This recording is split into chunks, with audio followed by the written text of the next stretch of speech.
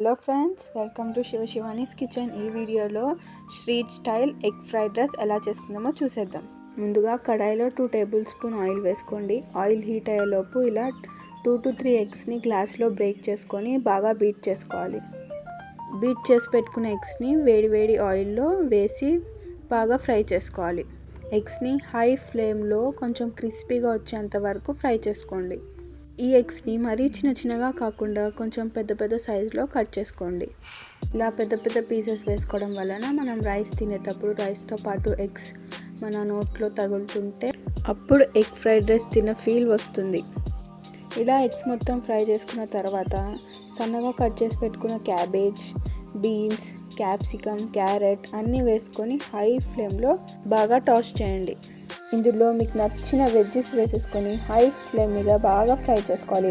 Vegetables అన్నిటికీ పచ్చివాసన పోయేంత వరకు.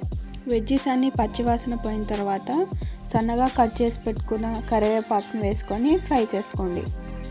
ఇప్పుడు ముందుగా కుక్ చేసి పెట్టుకున్న రైస్ని వేసుకొని బాగా టాస్ చేసుకోండి.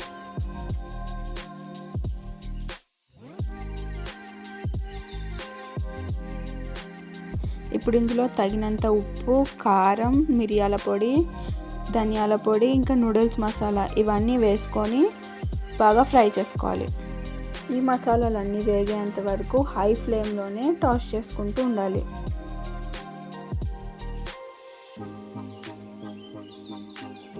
ఇందులో teaspoon vinegar, teaspoon dark soy sauce వేసి హై ఫ్లేమ్ మీద టాస్ చేసుకోండి.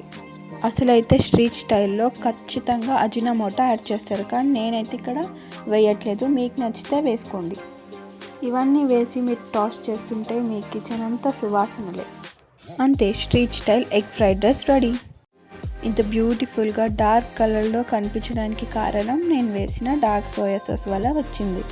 దీనిని ఆనియన్స్ ఇంకా నిమ్మకాయతో సర్వ్ చేయండి. మీ ఇంటికి ఎవరైనా గెస్ట్ వచ్చినప్పుడు ఇలా ఎగ్ ఫ్రైడ్ రైస్ చేసి పెట్టండి. ఆహా అనాల్సిందే.